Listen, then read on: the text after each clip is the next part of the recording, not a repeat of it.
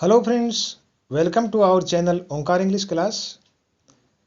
देखिए, आज मैं आपको टेंस संबंधी कुछ विशेष बातें बताऊंगा या वाक्यों का सही सही अनुवाद करने के बारे में पढ़ाऊंगा।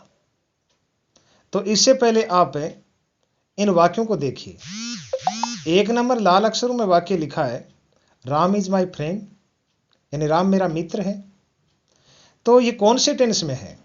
ये कौन से टेंस का वाक्य है? दूसरा वाक्य नीले अक्षर में लिखा है, वह सोमवार से बीमार है। यह कौन से टेंस का वाक्य है? तो इसकी अंग्रेजी क्या होगी, इसका अनुवाद क्या होगा? 3 नंबर वाक्य लिखा है लाल अक्षर में, सत्य कड़वा होता है। इसका अनुवाद क्या होगा? यह कौन से टेंस में है? 4 नंबर वाक्य लिखा है, वह खुश हुआ। तो यह कौन से टेंस का वाक्य है और इसका अंग्रेजी में अनुवाद क्या होगा? इस पर विचार करें पहले आप। राम इज माई फ्रेंड, यानी राम मेरा मित्र है। यह प्रेजेंट इंडेफिनिट टेंस का वाक्य है, सिंपल प्रेजेंट टेंस का वाक्य है। वो कैसे? यानी टेंसेज के दो प्रकार हैं, इनका दो तरह से क्लासिफिकेशन किया गया है। पहला प्रकार है फंक्शनल, यानी क्रियात्मक। ऐसे वाक्यों में कर्ता द्वारा कोई कार्य किया जाता है, जैसे ही रीड्स ए स्टोरी, यानी वह एक कहानी पढ़ता है। तो इसमें वह करता है, वो कोई कार्य करता है पढ़ने का। दूसरा प्रकार है डिस्क्रिप्टिव, यानी वर्णनात्मक। तो ऐसे वाक्यों में कर्ता द्वारा कोई कार्य नहीं किया जाता, बल्कि ऐसे वाक्यों में कर्ता का वर्णन होता है। जैसे ही इज लेट टुडे, यानी आज वह देरी से है। इसमें ही का वर्णन है कि वह देरी से है। इसका मतलब राम इज माई फ्रेंड, यानी राम मेरा मित्र है, वो डिस्क्रिप्टिव टाइप का टेंस है। अब वो इंडेफिनिट या सिंपल कैसे है? तो इसको समझने के लिए आप बी की फॉर्म्स देखिए। बी का मतलब होना होता है। इसकी फर्स्ट फॉर्म होती है इज, एम, आर। इज का मतलब है, एम का मतलब हु, और आर का मतलब है। इज का मतलब होता है, ऐसा भी होता है। तो इज, एम, इनकी सेकंड फॉर्म हो गई वाज, आर की सेकंड फॉर्म हो गई वर, और इन सब की थर्ड फॉर्म हो गई बीन। तो बी का मतलब होना है, तो वाज का मतलब हुआ, और वर का मतलब हुए। यानी बी की सेकंड फॉर्म वाज और वर दोनों है। थर्ड फॉर्म सबकी एक है, बी की, इज की, एम की, आर की, इनकी थर्ड फॉर्म एक है।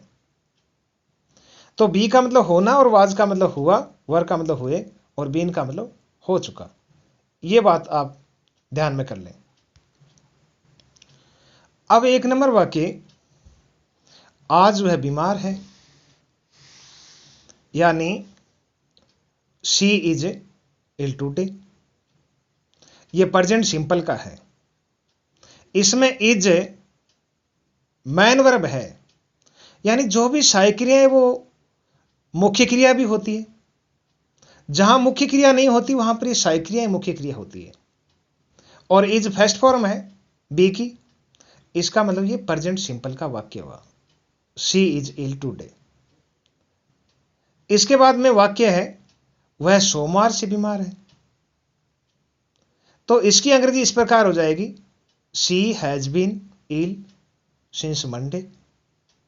यानी ये प्रेजेंट परफेक्ट टेंस का वाक्य है, जिसमें हैज सहायक क्रिया है और बीन बी की थर्ड फॉर्म है। तो प्रेजेंट परफेक्ट टेंस का वाक्य हुआ। इसके बाद में नीचे 2 नंबर भाग में आप वाक्य देखिए, नीले अक्षर में लिखा, वह उस दिन अनुपस्थित था, यानी he was absent that day. तो ये पास्ट इंडेफिनिट का सिंपल पास्ट टेंस का वाक्य है, क्यों इसमें वाज सेकंड फॉर्म है बी की। इसके बाद में वह 2 दिनों से अनुपस्थित था, यानी he had been absent for 2 days। ये पास्ट परफेक्ट टेंस का वाक्य हुआ, क्यों इसमें हैड सहायक क्रिया है और बी की थर्ड फॉर्म है बीन। इसके बाद मैं 3 नंबर भाग देखिए आप, मैं यहां पर हूं या मैं यहां हूं, तो इसकी अंग्रेजी आई एम हियर। तो इसमें आई का वर्णन है कि वो यहां है, और एम इसमें मुख्य क्रिया है, सहायक क्रिया इसमें नहीं, ये प्रेजेंट सिंपल का वाक्य हुआ, प्रेजेंट इंडेफिनिट टेंस का वाक्य है। एम बी की फर्स्ट फॉर्म होती है। अब अगला वाक्य देखिए आप, मैं प्रातःकाल से यहां हूं या मैं प्रातःकाल से यहां पर हूं, तो इसकी अंग्रेजी है I have been here since morning. ये हो गया प्रेजेंट परफेक्ट टेंस का वाक्य। इसमें हैव सहायक क्रिया है और बीन यहां पर मुख्य क्रिया की थर्ड फॉर्म है। तो ये सभी वाक्य डिस्क्रिप्टिव टाइप है के हैं। इसके अलावा इनका अनुवाद भिन्न तरीके से भी होता है। इज एम आर का अर्थ अलग भी होता है, यानी इज का अर्थ है होने के साथ साथ होता है, ऐसा भी होता है। जैसे 1 नंबर वाक्य देखें आप, यहां लिखा है ट्रूथ इज बिटर, यानी सत्य कड़वा होता है।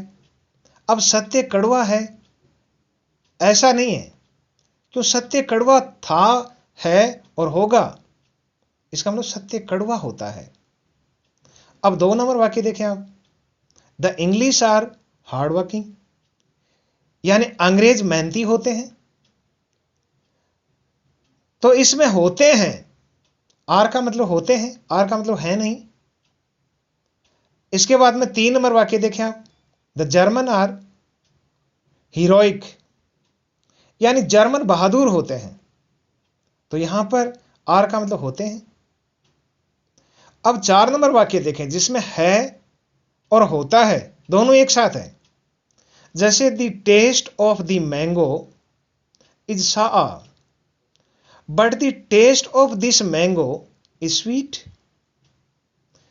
इसका मतलब है आम का स्वाद खट्टा होता है लेकिन इस आम का स्वाद मीठा है।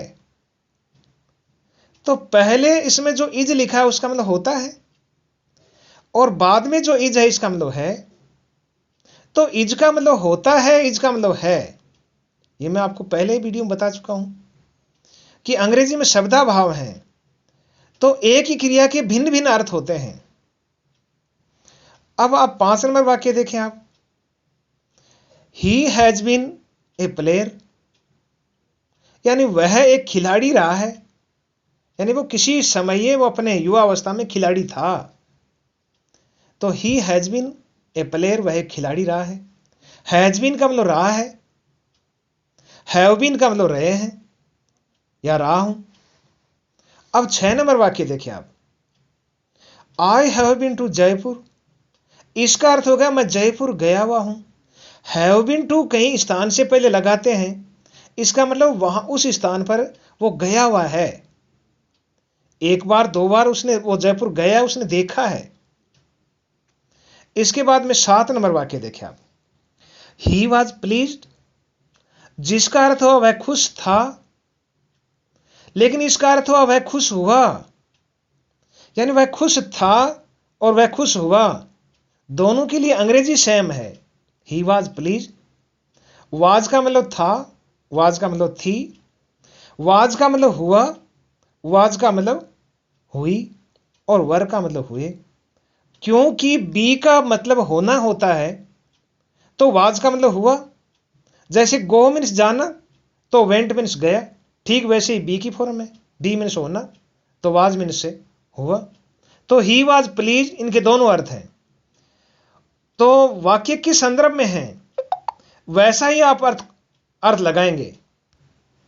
तो इस वीडियो में आपने क्या सीखा कि सहायक क्रियाएं मुख्य क्रिया भी होती है और उनके 2-2, 3-3 अर्थ होते हैं। यदि हमें सब अर्थ आते हैं तो हम सही से अनुवाद कर सकेंगे। तो फ्रेंड्स, मेरा वीडियो यदि आपको अच्छा लगा तो इसको लाइक करें, ज़्यादा से ज़्यादा शेयर करें, और अब तक यदि मेरे चैनल को आपने सब्सक्राइब नहीं किया तो इसको सब्सक्राइब कर लें, जिससे अंग्रेजी संबंधी नई नई जानकारी आप तक पहुंचती रहे। Thank you.